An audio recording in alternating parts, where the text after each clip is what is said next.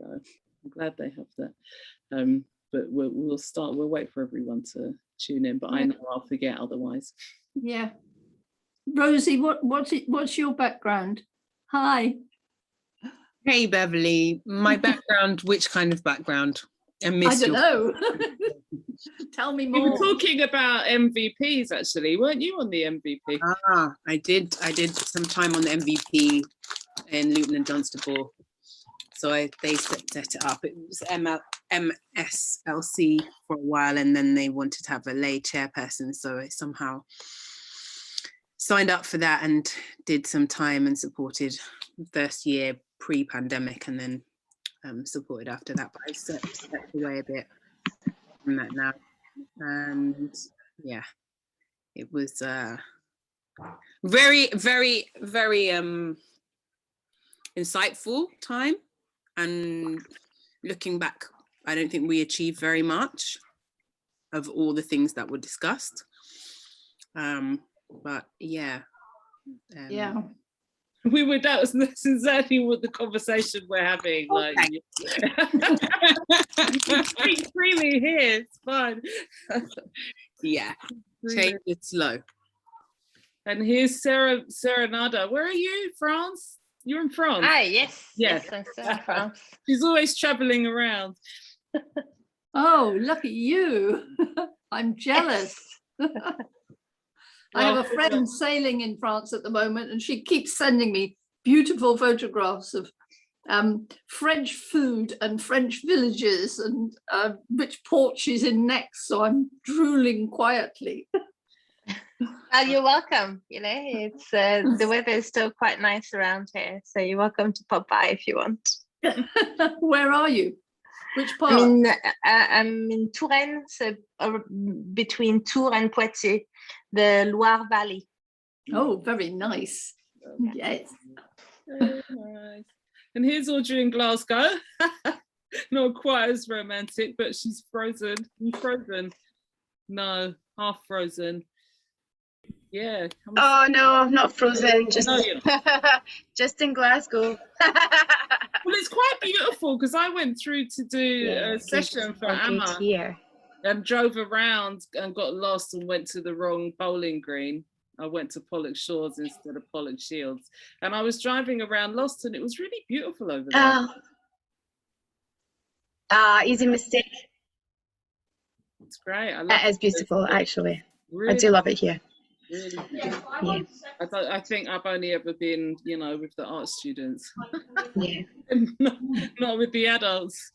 Not with the adults. Right, let's begin. We come and hang out one day. I know, I will, Audrey. I want to see your place. Audrey's got a place called the Moon Rooms for the women and their wellness.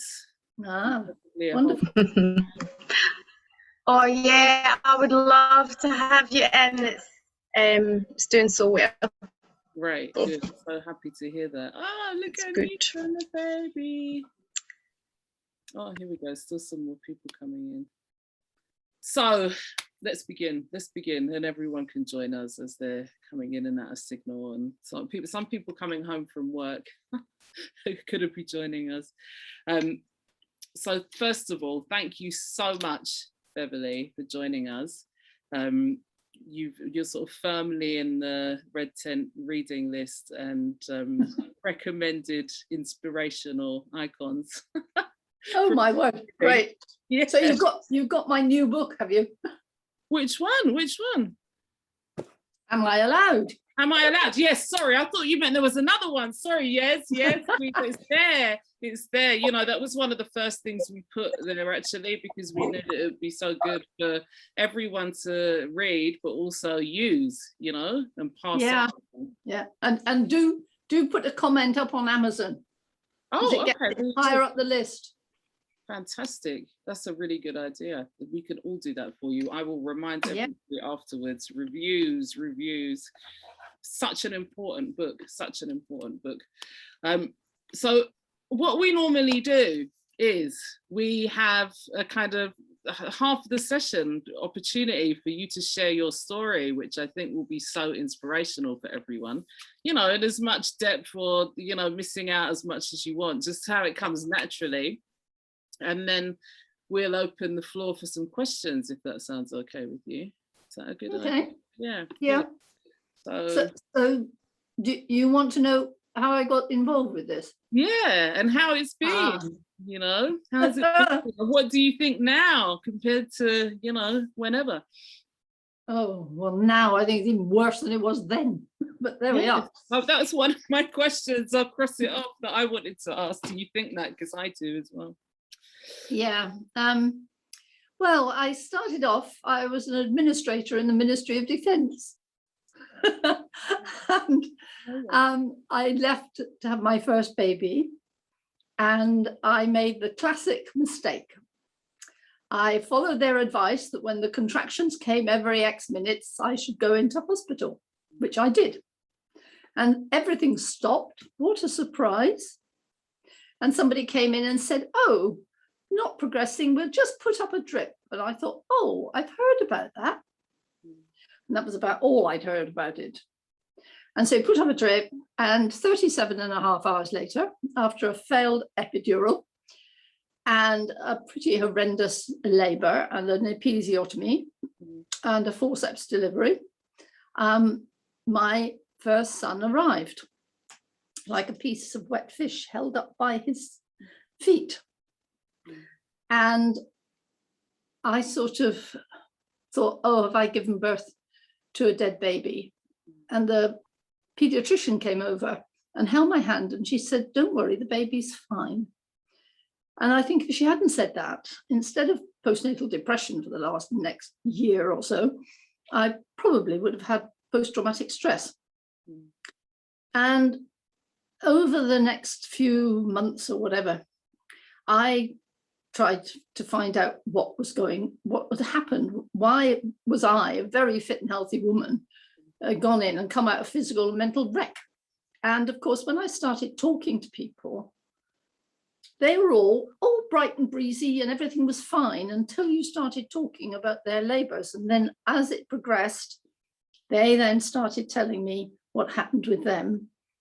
And some of them had even worse experiences than I did.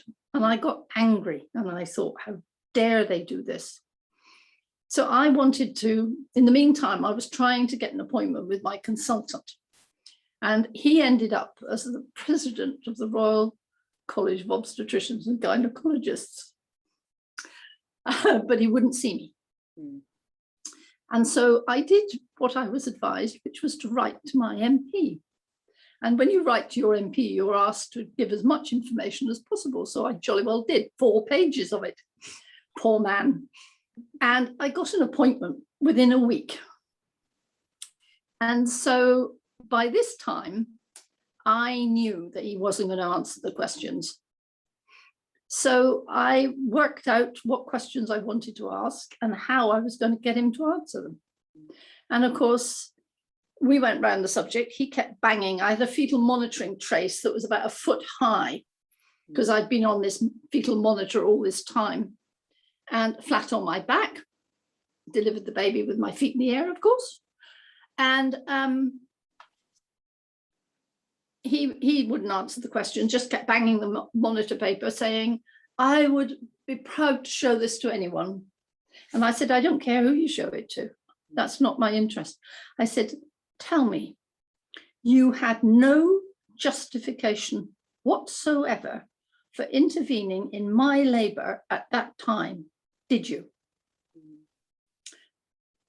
And he just stared at me, and I thought I got my answer. It was a routine, and apparently he wanted everybody, you know, to go through the system. And I was very lucky. I escaped a cesarean section, because when things didn't go well, they knocked me out for God knows how many hours. And it was a Sunday night. And if he got called in on a Sunday, he read the Riot Act to the junior doctors. So they desperately were trying to stop everything, because I got a swollen cervix, because I'd been told to push. When I said, oh, I feel like pushing. Oh, go ahead. But they didn't examine me, and I got a swollen cervix. And then, of course, it was don't push. So I spent God knows how long not pushing. So that was my story. And then I ended up writing, there was an article in the Times by Jean Robinson, about the overuse of induction of labour. And I wrote to her and said, please write another article about how you get over it.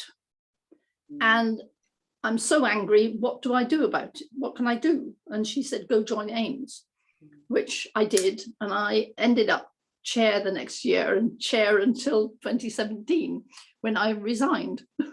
and my role in the organisation was primarily to help and advise women who had awkward case. I mean, the sort of helpline helps majority, but if they got a difficult case, there were about 4 of us, myself, Nadine Edwards, Jill Bowden, and me, and Jean Robinson, who dealt with the more difficult cases. And so that's what I did, was advise women. And Am I Allowed happened because we had a big demonstration about women being forced to lie on their backs for birth, and took place on Hampstead Heath. And it was, I don't remember the date, I'm not good on dates. It was the day that there were 5,000 people turned up to protest. And it was the day that Margaret Thatcher declared war on the Falklands. And not a single note appeared in any newspaper anywhere. And I think she did it deliberately. Maybe. So that's how Am I Allowed then started, because I wrote what was called a scintillating title. It was called The Denial of Parents' Rights in Maternity Care, because they wanted a petition to Parliament to establish women's rights in law. And I said, well, MPs know nothing about maternity and women's rights, so I better write something. So I wrote this little booklet saying what women's rights were being denied, with examples. And then women started writing in and asking for copies. And I thought, what do they want that for? Because it tells them, you know, what's not, they're not getting. And then I thought, I take a long time to fall in.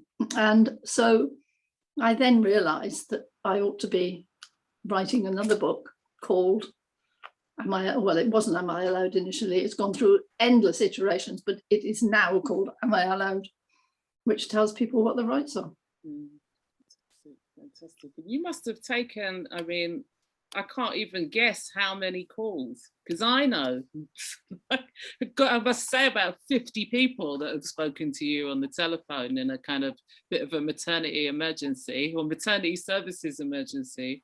Yeah. How many people do you think you might have? I mean, it's got to be tens of thousands, Beverley, surely. You're probably right. Yeah.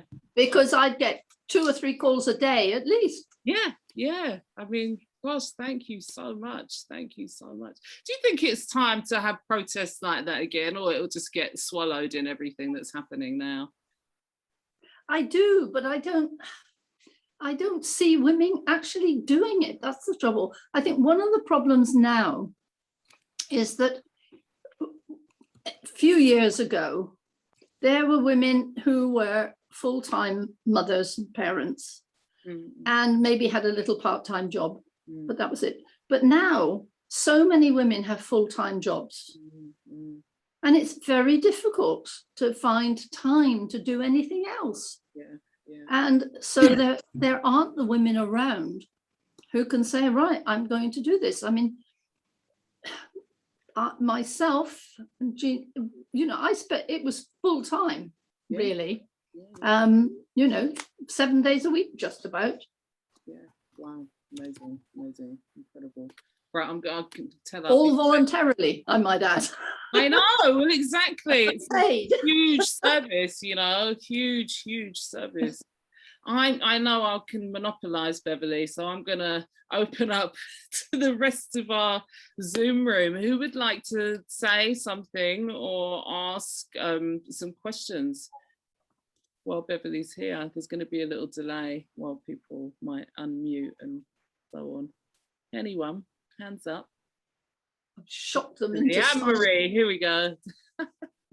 Oh, hi, Beverley. I'm absolutely honoured to be speaking to you here. I bought one of your books when I was pregnant with my first child in 1992 in a little women's bookshop on Upper Street called Sister Rights.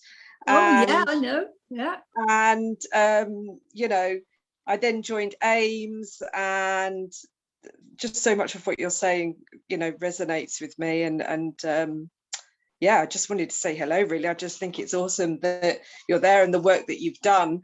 You know, how much is still to be done as well. And I think back in, certainly in the 80s and 90s, there were women's centres where you could go as a woman. I always remember, you know, if you wanted information about something, Nicola, you'll remember that as well. There were women's centres, and we don't have that anymore, do we? You know, the Women's Advisory in Hackney is now a posh burger joint called something like the Women's Advisory. And it's all this like poverty kind of porn in there, you know, like sort of a bit dirty, and everything's in tins and it's bare light bulbs, and it's absolutely so disturbing that they would keep the name. You must remember them. Do you remember them, Beverley? Out in East London, and you could go there and get a home, a termination, contraception, a tattoo, everything all in one little place. I'm sure they were squatting and weren't paying rent for. It's amazing. Oh, sorry, Anne-Marie, I'm right with you. Women's sectors, I don't have a question. I just wanted to say hello, and it was just really lovely. I just got this notification late, and I was like, quick, I've just got to get in there and meet you and listen to you. So thank you. I'd let other people go ahead and ask questions. Kiko, you in Paris? Hello. Sarah Nada, where is she? She's still on this page. I can't see her. There she is. I'm here. Yeah, there you go. You've moved up my screen. There we go. Yeah, no, I echo what Anne-Marie said. I think you know, having spent most of my life in Europe and continental Europe, it's always quite surprising for me to see how women's health services have declined in the UK. I mean, I moved the first time in the UK 20 years ago, so pre-credit crunch, and there were more facilities there, and now you know, access to proper female care is quite difficult. You have to go through your GP, who is not necessarily qualified, the nurses at your GP. I mean, I've never had a cervix examination that was more painful than at my GP's office, and I've, you know, over the many years I've been going to gynaes all over Europe, and you have to really insist to actually be sent to proper centers. So I think that's again, women have paid quite a you know, heavy price to the defunding of the NHS, the defunding of social care since the Tory government has come to power. And it's not about politics; it's just about the business model of this government. And for me, being a foreigner and having experienced it, I find it quite you know, it's amazing that actually English people, I don't know how it is in Scotland, that English people are accepting it. They're not, as you said, going into the streets like we would in France, working or not.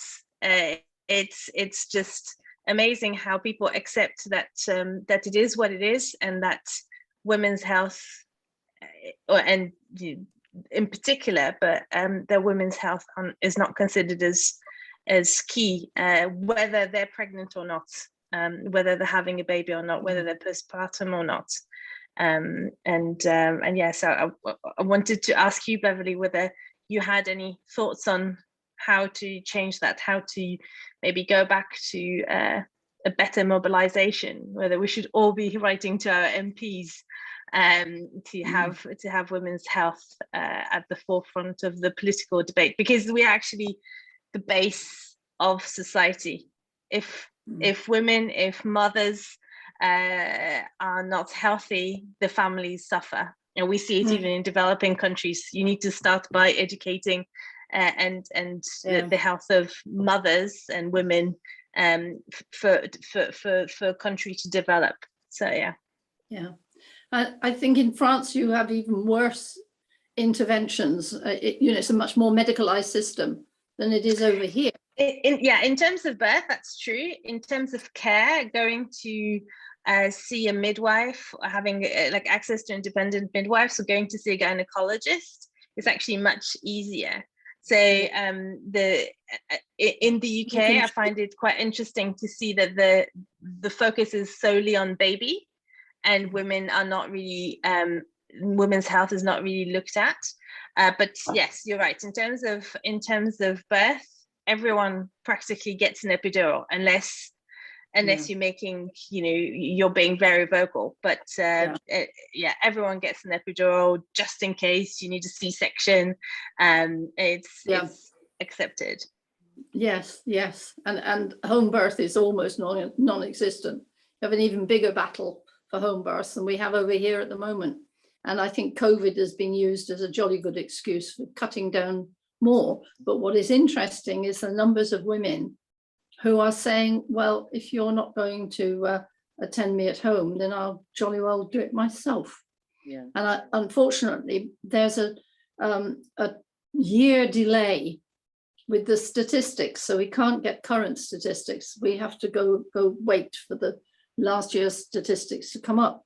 So it'll be very difficult to tease out how many of the home births were actually deliberate free births, and also how many were what I call abandoned births, because women have been abandoned by the system, and I think we should stop calling it free birth. They should call it abandoned birth, because if you can't get a midwife and you've been forced into having a home birth on your own and with your partner or whoever you choose, then that's not good enough.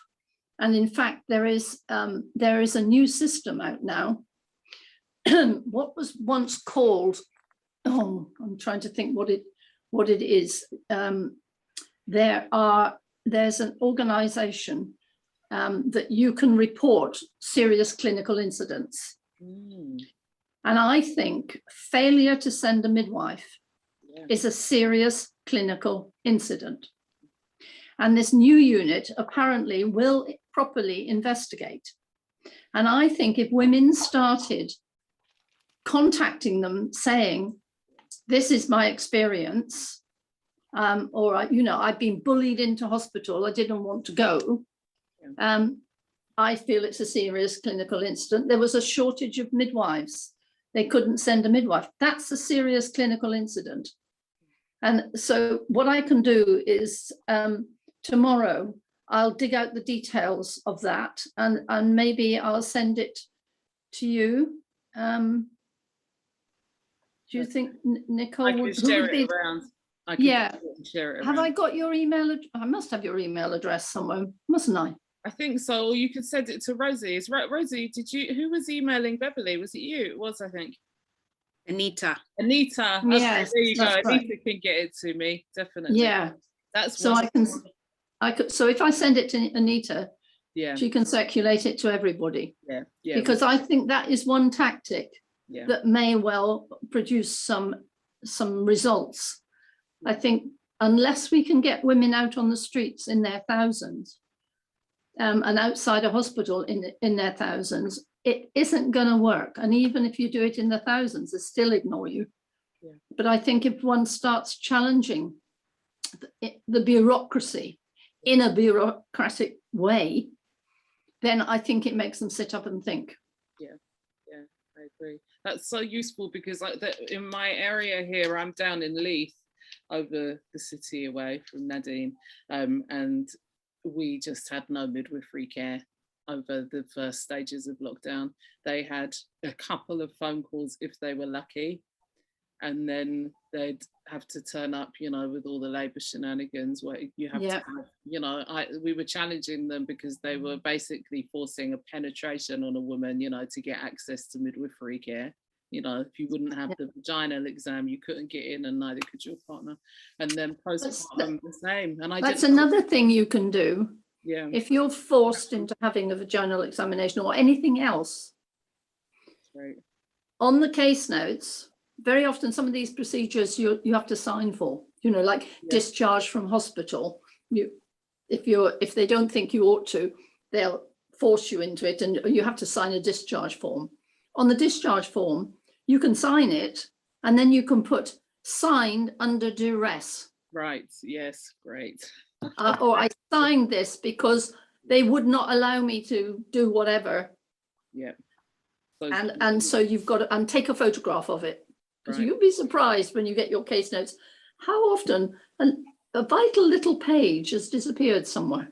Beverley, every single time I've met with a woman with birth trauma and we've got her notes, every single time in 20 whatever years that the trauma bit has been missing. Every single one. It's outrageous. And surely now there's a digital trail of who might have deleted. Well, that's true. But the other issue is, if you do want to complain about the care you've had, do not make any comment. First action is, could I have a copy of my case notes? Why do you want a copy of your case notes?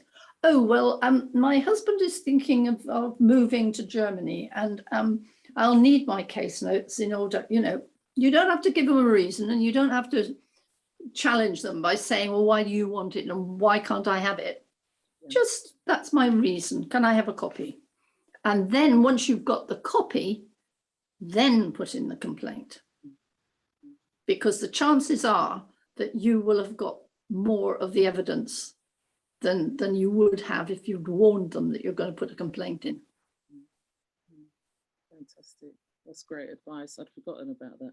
And you're reminding me, I remember Jane Evans teaching me that you must, alter the surgery form whenever you like, cross bits out and, make your demands and so on. I think we get quite afraid of them because they're so legalistic, aren't they? That we imagine that, you need some kind of lawyer from 500 years ago to write on it with a quill or something, like they're not for us.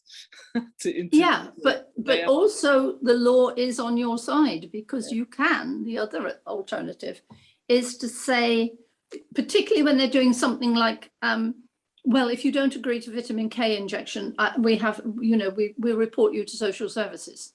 That's a pretty common one. Yes, and that they're refusing tongue tie snips now if your baby hasn't had vitamin K. It's a real issue, and it feels like a real violation for that, withholding medical care for the baby, and with the idea that it's going to bleed to death from the tongue tie snip, possibly. Well, that's an ideal opportunity for the woman to write in the case notes, I have agreed, on the consent form, I have agreed to the tongue tie of vitamin K because I've been told that unless I agree, they will do a snip. Now that is actually illegal. Yes. They cannot force you into any kind of agreement by threatening something else. It's illegal. And not only do you have grounds to reporting them to the GMC, you could actually go to the police and say this is assault.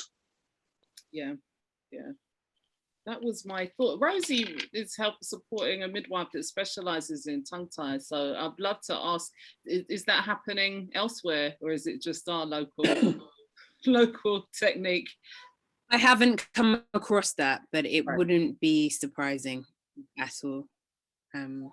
That hasn't been something that's come through in the work, but that's good to hear. It's good to hear. It's just our area then. Good. And alternatively, instead of signing the notes, you can just say to the member of staff, would you like to say that again? Yes. And then you can say, and you do realize that what you have just said is illegal. Yeah. And if we go ahead, I can sue you for assault. It's very powerful with that same steely glare. The steely glare is very important. You can't say it, do you know? Yes, quite. You've developed that over many years, I'm sure. Anything else from anybody else like to ask a question? Speak with Beverley. It's so hard to tell who might be. Yes, Laura. Hi, Beverley. Hi, everyone. Hi, Nicola.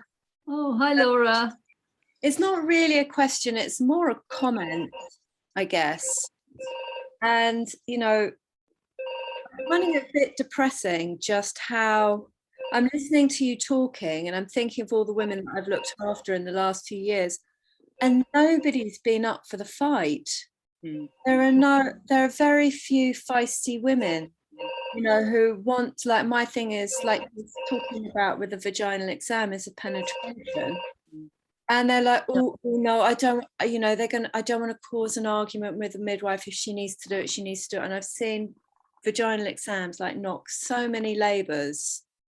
Yeah. You know, just, yeah. And so, but I don't see that, I don't meet that many people. I'm in London, who are, and I just wonder if, I think particularly I wonder what your opinion, this is my question, what your opinion is, what's changed. And my opinion is, it's like with all this, with all the internet, with all the information out there, it seems, and particularly the last 18 months with COVID, you know, fear really like knocks common sense out of the park. I mean, it's not even fear like it messes with people's intuition. It's not even intuition, it's common sense. And you know, I teach yoga, and when I get people to lie down after class, you know, people are automatically turning on their left hand side whether they're comfortable or not, you know, and it just does my head in. So I just interested in your observation around fear in women over the last, you know. I think there most certainly is a fear that, oh, I don't want to upset them because they'll take it out on me later. And in fact, there was a study done way back in the 1980s, I think, by Jones, who looked at women who'd written birth plans, and they found that the women who wrote the birth plans were the women who got most interventions and poorer care. And they think it was caused by the staff being resentful of a woman writing a birth plan. So I always have, I feel ambivalent about birth plans, because I think they're valuable when you've got your own midwife who's going to be looking after you. You can talk with her through what you want, what your fears are, whatever. Then they work. But if you're going into a large centralized obstetric unit and you're seeing a midwife or a doctor that you've never seen before, you know, she's overworked, underpaid, rushing around with 3 or 4 women, the last thing she's going to pay attention to is your birth plan. And they're not interested in the birth plans. And it in many ways it's difficult for them, because half the time they're required by the hospital to do what the hospital protocols say. So when they deviate from that, they get hammered for, you know, failing to follow the protocol or whatever. So it's very difficult for those midwives, which is why I've been campaigning since forever to get women out of hospitals. The research is very clear. If you're fit and healthy, you're better off having a baby at home or in a small freestanding midwifery unit. Those are the safest places. And yet women still say, oh, I couldn't take the risk. And sometimes I say, well, you're taking an even bigger risk if you go into hospital. You know, we've got 1 in 3 women are having cesarean sections in many of our hospitals. 1 in 3 women are having induction of labor because it's the current fashion. I mean, we fought induction of labor way back in the 70s and had demonstrations and the rest of it. And it's just coming full circle again, but we've got different reasons this time. This time it's, oh, well, you're over 40 weeks or you're at 37 weeks and we need to talk about induction of labor. So we'll book you for an induction at 40 weeks. It's ridiculous. 1 in 20 women will give birth to their babies on their due date. And the range for induction for a normal birth is anything from 37 weeks to 42 weeks. Now, I've never heard of, a woman has never said to me, well, the midwife wanted to know what the gestation period was for my auntie, my mum, my sister, my cousin. You know, in some families, babies stay in longer. They go to 42, 43, 44 weeks. I had one of 3 weeks ago, went to 47 weeks. Wow. You know, it's ridiculous. And they're equally the other end of the thing. Women will give birth at 36 weeks, but their baby's fit, healthy, and no problems at all. And yet we have this obsession that, 40 weeks, we've got to be doing something, which is why there's all this intervention, which is, a woman has a right to say, no, thank you, I'll just see how it goes. But then, of course, they wave the shroud. Well, your baby could die. If you look at the statistics, and there's new statistics have come out, which I haven't properly looked at, but they're even more far safer than the ones that I'm going to quote now, which is at 37 weeks, the risk of an unexplained stillbirth is 1 in 645 women. If you go to 43 weeks, it's 1 in 633 women. So why are we inducing women at 40 weeks or even 43 weeks when those are the odds? And they don't tell women, oh, well, your risk is 1 in 633, dear. We think it's really essential because your baby could die. It's, oh, your baby could die. Yes, what's the risk? Oh, risk is double. No, it isn't. What's double? Is it? It's gone from 1 in 633 to 2 in 633. I love that chapter in Nadine's book. You should all read this book one day, Birthing Autonomy. Nadine Edwards, you'll get it in the library for sure. And she has a chapter, doesn't she? It's called something like midwifery language versus obstetric language. That's what she's talking about, that a good midwife will say, oh, it's just 1 in blah, blah, blah. But the obstetrician, if they're not, behaving well, will say, oh yeah, doubled your chance. Yeah.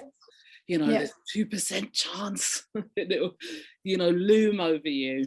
But the midwife will focus on the 98%, or she should really. Yeah, quite. Makes all the difference, doesn't it? Makes all the difference. We're doing it at the moment, aren't we? We're bandying around a lot of facts like that at the moment. On both sides of this vaccine debate, I'm noticing it. Lots of figures to bamboozle people. Yeah. Thanks, Laura. I've got a question to ask because, I don't know if you know, you probably do, but we, because we've got this fantastic woman leader and her team is full of amazing women, we've now got a women's health ministry in Scotland. And the women's health minister, Marie Todd, she's a friend of mine. She used to be an NCT teacher back in the day. Wow. Together, I know. So I'm sort of preparing myself to get in touch with her. Yeah. At the moment, I've got a sort of comedy fairy tale scroll of things, So what I need to do is bring it down to I'd love to chat to you about these 3 things or these 5 things. So what seems most pressing to you? Because you've got such a sort of, length of time that you've watched what's going on. You're probably the best eyes on that, I think. Well, I still feel that the primary objective should be to have more home births. Yeah, that's what that was on. If you're concerned about the health and well-being of women and babies, then the majority should be birthing at home, and that we should be structuring midwifery so the midwives can give continuity of midwifery care. And of course, they can't do it in the hospitals. And when the hospitals want to do continuity, what they do is they say, all right, this is the group of midwives who are giving continuity of care out in the community. But you have to be on call for the hospital. you have to do this and you have to do it. And the result is the midwives get burnt out, cannot run round in circles. And so they do it for a short while and then they give it up. And we've had so many, after changing childbirth, there was a great push to have continuity in small midwifery teams. And what they didn't do was they didn't do it as a trial and keep data properly. So what happens is they said, oh, we'll have a trial of this, which they did, and it was very successful. The midwives were happy, the women were happy. And then they turned around and said, oh, well, we don't have any more money. It was a trial, so we'll close it down. So you go back to the hospital system again and pulling the midwives out of the hospital. The other issue is while the midwives are working in these obstetric units, they lose sight of what a normal birth is. I used to, when I was talking to midwives, student midwives and midwife in various hospitals, I would say to them, think about the last normal birth you attended and put your hand up. So up went a sea of hands. And I said, right, put your hand down if they had a routine breaking of the waters. Down would go the hands. Put your hands down if they had an induction. Another lot goes down. If they had continuous electronic fetal monitoring, which, by the way, it doesn't work. It has never worked, and they still are using it. Put your hands down. If they had a managed third, no, I didn't ask them about the managed third stage. I asked them if they had an episiotomy and if they had an epidural. And in the end, I'd end up with 2, possibly 3 hands up. And I said, well, you are the ones who have attended a normal birth. What the rest of you have attended is obstetric deliveries, because all of those interventions alter the progress of a normal birth. It no longer becomes normal the moment you break the waters or you put up a drip or whatever intervention. It alters the normal physiology. And they were, yeah. And because they learn about normality, but they get it bashed out of them when they get into the hospital because they're required, oh, this labour's not progressing, put up a drip.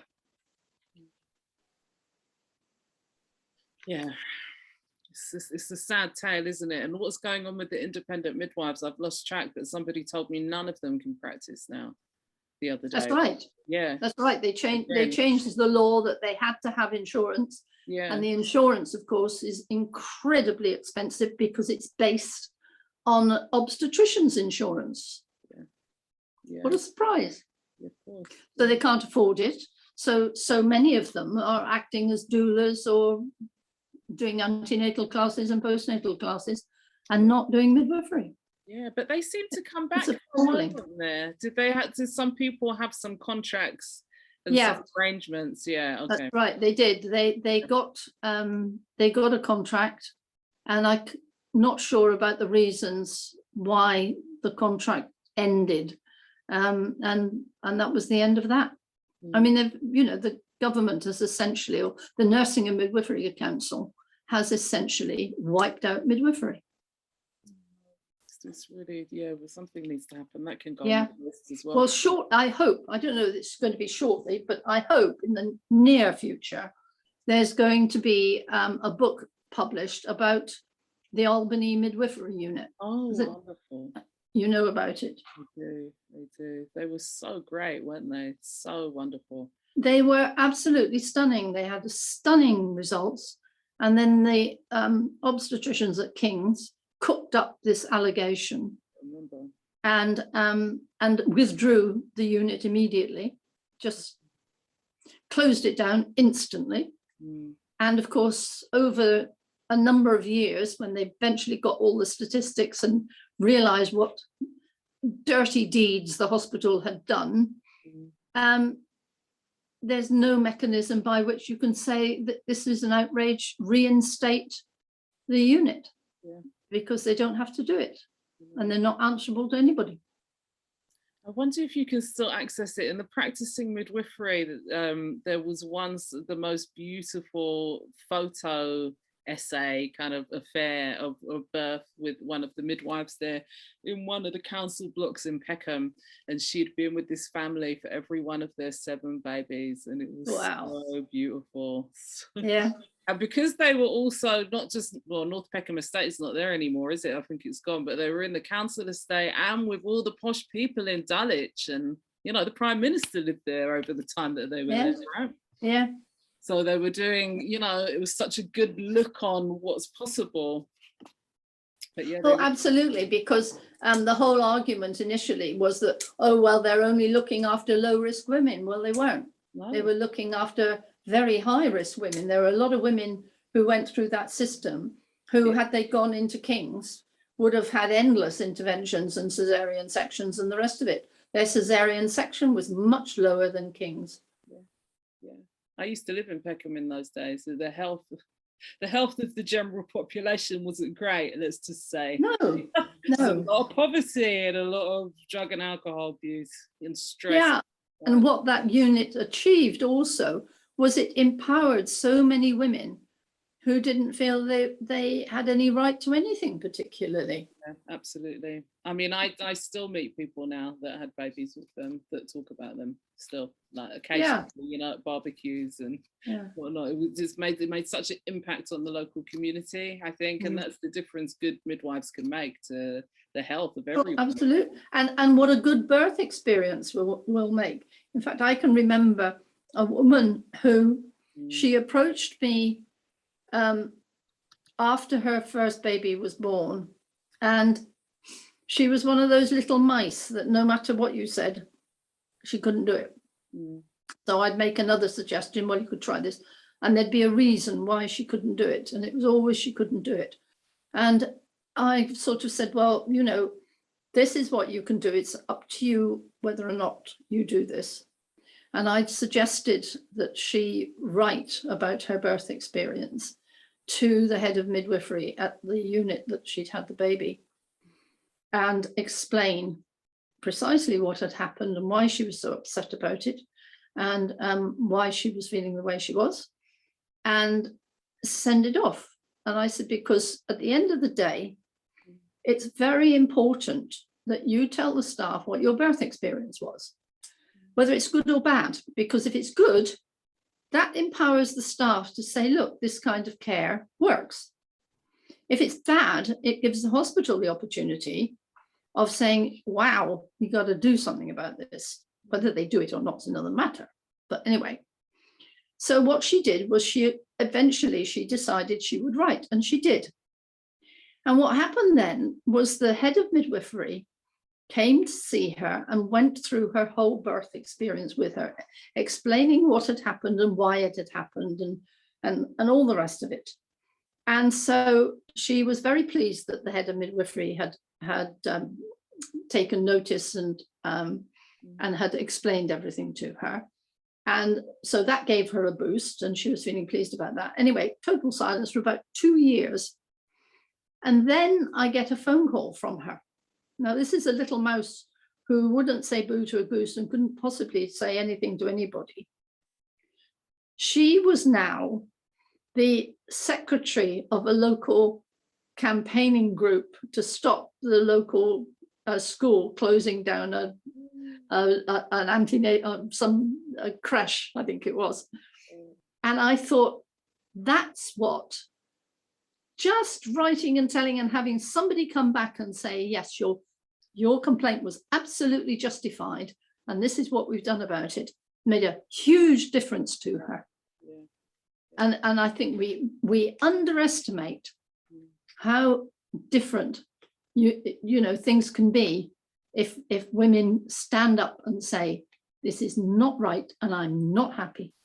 And if they don't get the right response, then find somebody to support them and who will then take it up. They used to be so much more accessible. When I had my first home birth, you know, you went down, like I went down and had a cup of tea with the head of midwifery at St. George's, Maisie Eady. Caribbean elder who told me hilarious tales of home birth and dad's getting drunk and how she loves to dance. You know, she used to love to dance at home births when she was younger. And I mean, I left her office like I'd been visiting my grandma, and I didn't expect anything other than love and care when I had my baby. And that's exactly what I got from one of her amazing staff members who used to work at Caroline Flint's place. So she'd been private for ages. So having that contact, and actually my care on the whole as a Muslim had been pretty shit, you know, like there'd been a lot of like, kind of, you know, this is pre 9/11, so it wasn't half as bad as it was after that, I have to say. But there'd been a lot of kind of, you know, not feeling so welcome and being spoken to as an oddity and all kinds of other stuff. So it was just so lovely to sit with somebody who was like a community member. You know, she was in walking distance from my house, and she was a senior community member. I always remember that. But now, I mean, trying to get a hold of our head of midwifery now is like trying to find a mythical being. Yeah. You have to like cast a spell or something to even get a reply from the email. And especially our poor one that we have, she was supposed to retire. Then all this happened and half her staff went out on self-isolation and the other half were going to strike. So she's just being held in post. So she's doing her job very resentfully. It's like it's killing her. Like something's got to happen soon, you know? Well, this is where I think it's time that I was really pleased to read that at one hospital, the midwives sent an anonymous letter to the chief executive explaining how the midwives were being abused in the hospital and copied it to the press. Good. And oh boy, has the shit hit the fan. It's time. And I know, but you know, one can do that. I recall a midwife saying to me, it was in High Wycombe, and this was many, many years ago, and she had a little patch in part of High Wycombe, and along with all the other community midwives, and they got a new head of midwifery who decided that all the midwives had to use the hospital as a base, and whoever called in wanting a midwife, the next on call would go out. And Buckinghamshire is a very long, narrow county. So the midwives were driving hundreds of miles up and down this county to all these different women. And it was ridiculous. And of course, they complained about it and got nowhere. And I said to them, right, what you do is you prepare a document of what it is the midwives were doing previously and what it is they're required to do now and how this is just, you know, unacceptable, and send it to me in a brown envelope. And of course, I then wrote a letter to the chief executive, copying it to the press, detailing what they'd told me and saying this is totally unacceptable and what you're going to do about it. And of course, the press went wild. Something really tasty like that. They're there. You know, you can't get them to discuss childbirth in a sensible way at any time, really. And overnight, they reinstated what had previously occurred. And there was a board meeting to discuss this letter, and a very cross head of midwifery ringing me up saying, who sent you this? Who sent you this? I said, I have no idea. It arrived in a brown envelope. And I wouldn't have told her anyway, even if I knew it was. Well, I did know it was, but she didn't know that. Beverley, you're like James Bond. I love it. Like going all round to achieve your ends. It's great. Well, I have the attitude that there is always more than one way to skin a cat. Absolutely. You know, this. Sorry. If the first thing doesn't work, I believe in the principle of asking nicely. Yeah. And then you ask again, and it doesn't get anywhere. And then out comes the knives, and you think, right, this is what we can do about this. I mean, you know, people can write to me now, and I'm perfectly happy to write to chief executives at the hospital and cause a furore and get them to answer the questions that they won't answer. Yeah.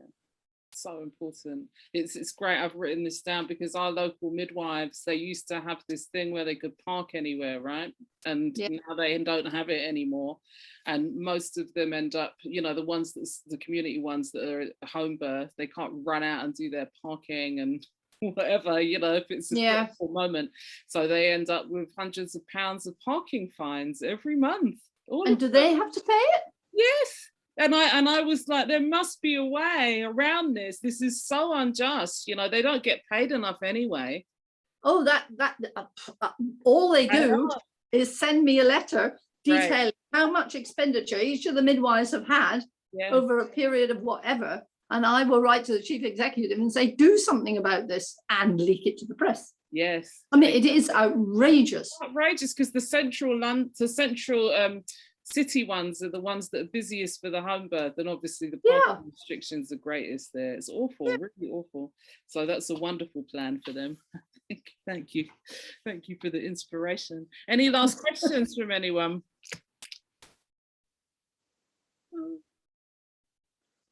Rosie, you coming in for a question? You're just getting comfortable. Yeah, no, just getting comfortable. You look like you were coming forward. Honestly, it's so inspiring hearing you speak, Beverley. Like, I've written down notes and just the energy that you've given us as well for things that we can do, and just the power of a letter, like writing it down and saying, literally, this is unacceptable. What are you going to do about it? How many of us have been trying that? You know, we going to meetings, talking about the issues, but the way that you sort of understand the politics of things, bringing the press in, that additional pressure is very inspiring and like some hope.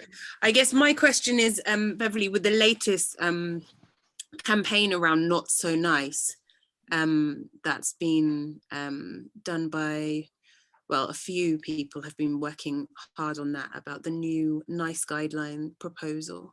Oh, for induction of labour.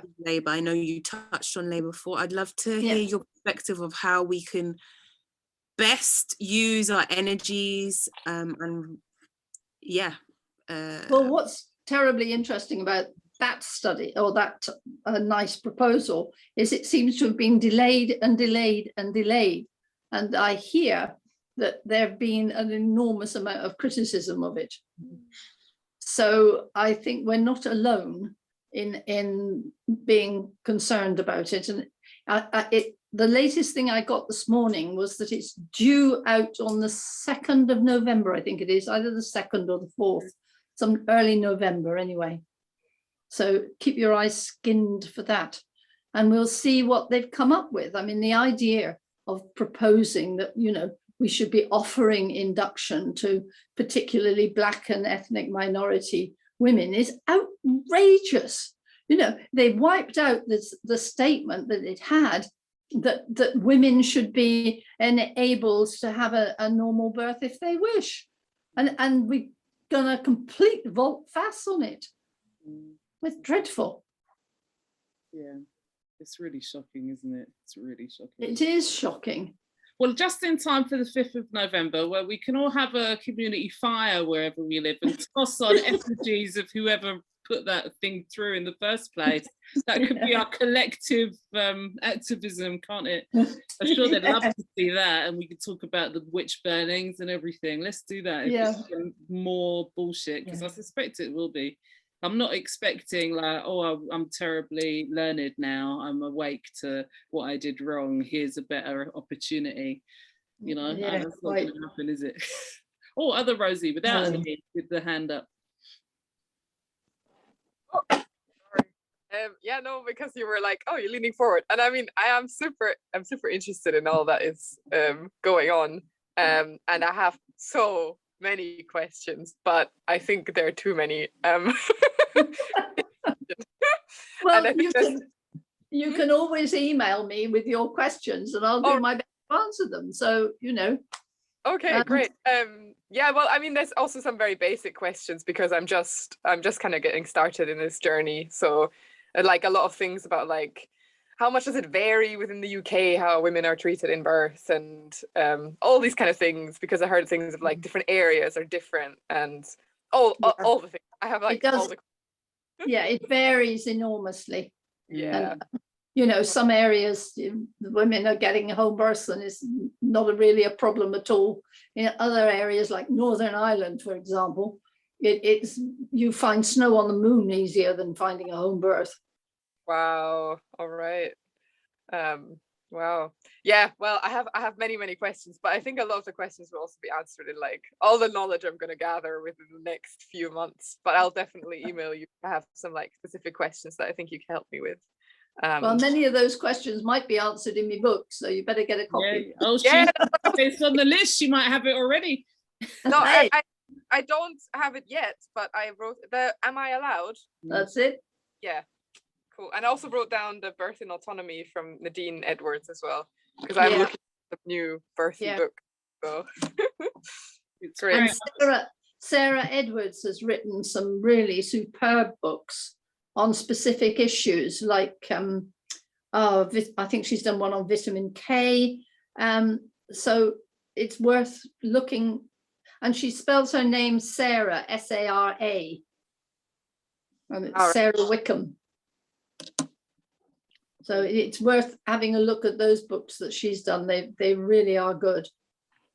Great. Thank you so much for the inspiration. And then like, yeah, it's been a really inspiring talk. I'm sorry I joined late, but I'm so glad I joined. I just got home and saw the email. And I was like, yes. Yeah, thank you so much. Right, we're at 7 o'clock, so we're going to wrap it up. Thank you so much, Beverley. I really celebrate you, and I'm really honoured that you came along to be with us. And I wish we could, I don't know, send you a big cake or something. Like I wish we, you know, like awarded you more things. I really do. I really do. Everyone's gonna send in some donations, and we'll get them to you eventually via Anita, maybe, or I'll send them over. Oh, I've got a better idea. Yes, go ahead. They send in the donations. Yeah, want them to go somewhere. Yes. Use the money to buy copies of my book and then give them to the women who need it, who might, you know, it's only 10 quid. The bookshop I went to say, will you stock my book, said, this book is very much cheaper than I expected.